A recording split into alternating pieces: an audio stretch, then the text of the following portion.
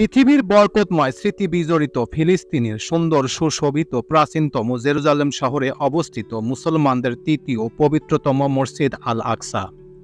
মুসলিম জাতির প্রথম কিবলা ও পৃথিবীর বুকে সব জাতি বর্ণের মুসলমানদের প্রাণস্পন্দন। অন্যদের মাধ্যমে দখল করা যে কোনো মুসলিম ভূখণ্ড উদ্ধার করা সমগ্র মুসলমানের দায়িত্ব। তবে ইসলামের প্রথম কিবলার দেশে ফিলিস্তিনের বিষয়টি অন্য সবগুলোর চেয়েও ভিন্ন এবং গুরুত্বপূর্ণ। আর জেরুজালেমের এই স্থানটিকে নিজেদের পবিত্র স্থান হিসেবে দাবি করে আসছে ইহুদি এবং খ্রিস্টানরাও।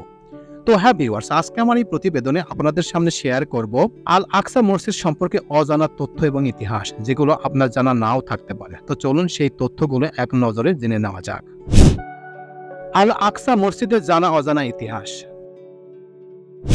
সৌদি আরবের মক্কার মসজিদুল হারাম এবং মদিনার মসজিদে নববীর পরই মুসলমানদের কাছে পবিত্র স্থান জেরুজালেমের আল আকসা মসজিদ। খ্রিস্টপূর্ব 1004 সালে মসজিদটি পুনর্নির্মাণ করেন হযরত সুলাইমান আলাইহিস সালাম। এরপর বিভিন্ন সময়ে এর সংস্কার করা হয়। দুটি বড় 10টি ছোট গম্বুজ বিশিষ্ট মসজিদটি প্রকাশ পেয়েছে নির্মাণশৈলীর এক মনোমুগ্ধকর প্রতিচ্ছবি। বিভিন্ন সময় মসজিদটি সংস্কারে ব্যবহার করা হয় মার্বেল, সোনা সহ নানান ধরনের মূল্যবান ধাতু ও পাথর। ঐতিহাসিকভাবেই আল আকসা মসজিদ মুসলমানদের পবিত্র স্থান, তারপরও এটিকে পবিত্র স্থান হিসেবে ঘোষণা দিয়েছে ইউনেস্কো। 1948 সালে ফিলিস্তিনি ভূমি অবৈধকারী দখলের মাধ্যমে প্রতিষ্ঠিত হয় ইয়াহুদি রাষ্ট্র ইসরায়েল। তারই ধারাবাহিকতায় 1967 সালে আরবদের সঙ্গে যুদ্ধে আল আকসা মসজিদ দখল করে নেয় দেশটি। এরপর থেকেই এটি নিয়ন্ত্রণ করে আসছে দখলদার ইসরায়েল। আরব ইসরায়েল যুদ্ধের পর আল আকসা পুরোপুরি বন্ধ থাকে। এমনকি 1969 সালে পবিত্র মসজিদটিকে অগ্নিসংযোগ করা হয়। এরপর নানান বিধিনিষেধ আর শর্ত সাপেক্ষে সেখানে ইবাদতের সুযোগ পেতেন সাধারণ মুসল্লিরা। পরে আবারও বিভিন্ন অজুহাতে ইসরায়েলি বাহিনী আল আকসা মসজিদ ফিলিস্তিনের জন্য বন্ধ করে দেয়। 2003 সালে জেরুজালেমে অবৈধ বসতি স্থাপনকারী ইহুদিদের আল আকসা প্রবেশের অনুমতি দেয় ইসরায়েল। সংকট আরও ঘনীভূত হয়। বিভিন্ন সময় ইহুদিরা মসজিদের অভ্যন্তরে প্রবেশ করে মুসলিমদের উপর হামলা চালায়। ইহুদিদের কাছে এই স্থানটি টেম্পল মাউন্ট হিসেবে পরিচিত। তাদের দাবি এর নিচেই রয়েছে তাদের দুটি প্রাচীন মন্দির। অন্যদিকে খ্রিস্টানরাও আল আকসা মসজিদের স্থাপনা তাদের পবিত্র স্থান হিসেবে দাবি করে আসছে। মসজিদ আল আকসা সহ অসংখ্য নবী রাসূলের স্মৃতি বিজড়িত, যার চত্বরে আজও অসংখ্য নবী রাসূলের সমাধি বিদ্যমান। মসজিদে আকসার প্রতিষ্ঠার ইতিহাস অনেকেরই অজানা। বাইতুল মুকাদ্দাসের প্রতিষ্ঠা হয় মুসলিম জাতির বাবা হযরত ইব্রাহিম আলাইহিস সালাম কর্তৃক পবিত্র কাবা নির্মাণের 40 বছর অতিক্রান্ত হওয়ার পর। তার নাতি বনি ইসরায়েলের প্রথম নবী হযরত ইয়াকুব আলাইহিস সালাম ঐতিহাসিক প্রসিদ্ধ স্থান অর্থাৎ প্রসিদ্ধ শহর জেরুজালেমে মসজিদুল আল আকসা নির্মাণ করেন। অতঃপর হযরত সুলাইমান আলাইহিস সালাম পবিত্র মসজিদ পুনর্নির্মাণ করেন। ইসলামের আগমনের পর প্রিয় নবী হযরত মুহাম্মদ সাল্লাল্লাহু আলাইহি সাল্লামের ইন্তেকালের কয়েক বছর পর 638 খ্রিস্টাব্দে মুসলমানদের অধীনে আসে। ইসলামের প্রথম দিকে এই মসজিদটি কিছুদিনের জন্য মুসলমানদের কিবলা হিসেবে ব্যবহার করা হয়েছিল। 15 জুলাই 1099 সাল ইসলাম ও মুসলমানদের জন্য এক বেদনাদায়ক দিন। সেদিন অযোগ্য মুসলিম শাসকদের ছত্রছায়ায় খ্রিস্টান ক্রুসেডার বাহিনী সমগ্র সিরিয়া, ফিলিস্তিন দখল করে নেয়। এরপরই ঘটতে থাকে হৃদয় বিদারক অসংখ্য ঘটনা, যা ইসলাম মুসলমানদের জন্য বড়ই বেদনাদায়ক। খ্রিস্টানরা 1099 সালের 7 জুন প্রথম জেরুজালেমে অবস্থিত বাইতুল মুকাদ্দাস তথা মসজিদুল আকসা অবরোধ করে এবং 15 জুলাই মসজিদের ভেতরে প্রবেশ করে ব্যাপক পরিবর্তন করে। এরপর এই পবিত্র মসজিদে তারা তাদের উপাসনার গির্জায় পরিণত করে। বাইতুল মুকাদ্দাস পুনরুদ্ধার 23 মার্চ 1169 খ্রিস্টাব্দে ফাতেমি খেলাফতের রাজত্বকালে খলিফার নির্দেশে সেনাপতি হযরত সালাউদ্দিন আইয়ুবী রহমাতুল্লাহ আলাইহি গভর্নর ও সেনাপ্রধান হিসেবে মিশরে আগমন করেন। 20 সেপ্টেম্বর 1187 খ্রিস্টাব্দে রক্তক্ষয়ী সাময়িক অভিযানের মাধ্যমে তিনি মসজিদুল আকসা পুনরুদ্ধার এবং ঐতিহাসিক জেরুজালেম নগরী মুসলমানদের অধিকারে নিয়ে আসেন।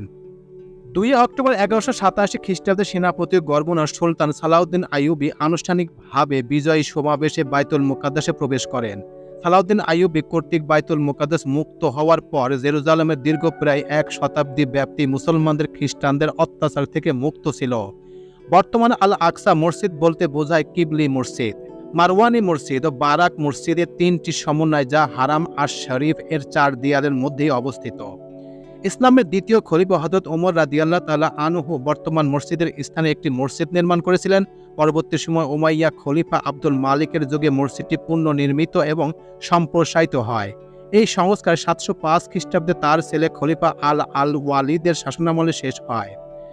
746 খ্রিস্টাব্দে ভূমিকম্পে মসজিদটি ধ্বংসপ্রাপ্ত হলেও আব্বাসী খলিফা আল মনসুর এটি পুনর্নির্মাণ করেন। পরে তার উত্তরসূরি আল ওয়াহাদিন পুনর্নির্মাণ করেন। 1033 খ্রিস্টাব্দে আরেকটি ভূমিকম্প মসজিদটি ক্ষতিগ্রস্ত হলে ফাতেমি খলিফা আল জাহিরি পুনরায় মসজিদটি নির্মাণ করেন, যা বর্তমান অবধি টিকে রয়েছে। বিভিন্ন শাসকের সময় মসজিদটিকে অতিরিক্ত অংশ যোগ করা হয়। এর মধ্যে রয়েছে গম্বুজ, আঙিনা, মেম্বর, মেহরাব, আভ্যন্তরীণ কাঠামো। বর্তমান জেরুজালেম দখলদার ইসরায়েলদের নিয়ন্ত্রণে থাকলেও মসজিদটি রয়েছে জর্ডানি ফিলিস্তিনি নেতৃত্বাধীন ইসলামী ওয়াকফের তত্ত্বাবধানে। ঐতিহাসিক এই স্থানের সঙ্গে জড়িয়ে মুসলমানদের নানান স্মৃতি। এখানে শুয়ে আছেন হজরত ইব্রাহিম আলাইসাল্লাম এবং মুসা আলাইসাল্লাম সহ অসংখ্য নবী রাসূল। এখানে মহানবী হজরত মুহাম্মদ সাল্লাল্লাহু আলাইহি সাল্লাম সব নবী রাসূল এবং ফেরেশতাদের নিয়ে নামাজ পড়েছিলেন। সেই জামাতের ইমাম ছিলেন হজরত মুহাম্মদ সাল্লাল্লাহু আলাইহি সাল্লাম নিজেই। এখান থেকেই হজরত মুহাম্মদ সাল্লাল্লাহু আলাইহি সাল্লাম বুরাক করে আল্লাহর সঙ্গে সাক্ষাৎ করার উদ্দেশ্যে যাত্রা করেছিলেন। এই মসজিদ নির্মাণের সঙ্গে জড়িয়ে আছে হজরত আদম আলাইহিস সালাম, হজরত সুলাইমান আলাইহিস সালাম এর নাম। জড়িয়ে আছে প্রায় অর্ধ জাহানের শাসক হজরত ওমর রাদিয়াল্লাহু তাআলা আনহু, দ্য গ্রেট সুলতান সালাউদ্দিন আইয়ুবী সহ অসংখ্য পীরের নাম। এই মসজিদে 2 রাকাত নামাজ আদায় করলে একজন আমলদারদের 500 রাকাত নামাজের সমপরিমাণ সওয়াব লেখা হয়। পবিত্র কোরআনে প্রায় 70 জায়গায় এই উৎসাহিত হয়েছে এই মসজিদের কথা। প্রথম নির্মাণ খ্রিস্টপূর্ব 957 সালে মসজিদুল আকসা অর্থ দূরবর্তী মসজিদ।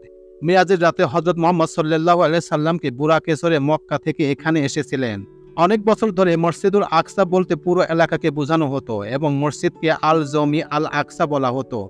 প্রচলিত ধারণা অনুযায়ী খ্রিস্টপূর্ব 957 সালে বাদশাহ সুলেমান ও সুলাইমান আলাইহিস সালাম নির্মাণ করেন এই প্রথম মসজিদ বা বাইতুল মুকাদ্দাস নামে চিরচেনা মসজিদ আল আকসা। খ্রিস্টপূর্ব 586 সালে ব্যাবিলিয়নরা ধ্বংস করে দেয় মসজিদটির কাঠামোটি। পারস্য অঞ্চলের গভর্নর জেরুজালেমের পৃষ্ঠপোষকতায় খ্রিস্টপূর্ব 516 সালে নির্মিত হয় দ্বিতীয়বার এই মসজিদটি সেই আগের জায়গায়। মুসলিমদের প্রথম কিবলা এই মসজিদ আল আকসা ইহুদিদের প্রার্থনার কেন্দ্রস্থল।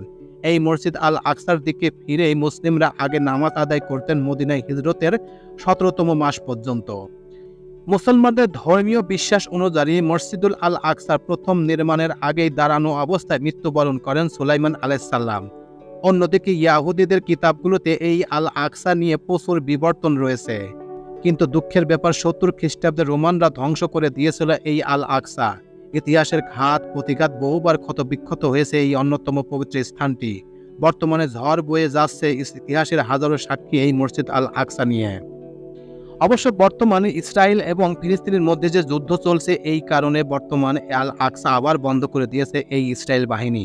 আসলে এই পবিত্র স্থান কবে খুলবে সেই বিষয়ের উপর কোনো তথ্য জানা না থাকলেও মহান আল্লাহ তাআলা অবশ্যই এই পবিত্র স্থানটিকে রক্ষা করবেন। অবশ্যই এই বিষয়ে মহান আল্লাহ তাআলা নিজেই ডিক্লেয়ার করে বলেছেন যে পবিত্র মক্কা শরীফ, মসজিদুন নববী, আমার প্রিয় দোস্তের কবর এবং আল আকসাকে রক্ষা করার দায়িত্ব আমার নিজেরই। যখন দেখব যে আমার উম্মতেরা এই পবিত্র স্থান রক্ষা করতে ব্যর্থ হয়েছেন, তখন আমি নিজেই এর দায়িত্ব নেব। এরকম কথাই তিনি বলেছেন। প্রিয় ভিউয়ার্স, আমার এই তথ্য এবং ভিডিওটি যদি আপনাদের কাছে একটুখানি ভালো লেগে থাকে তাহলে অবশ্যই লাইক, কমেন্ট, শেয়ার করবেন এই ভিডিওটি। আর যারা এখন পর্যন্ত আমার এই চ্যানেলটি সাবস্ক্রাইব করেন নাই, তারা দ্রুত আমার এই চ্যানেলটি সাবস্ক্রাইব করে রাখবেন। তো আজকে এই পর্যন্তই। সবাইকে ধন্যবাদ জানিয়ে এখানেই শেষ করছি। আল্লাহ হাফেজ।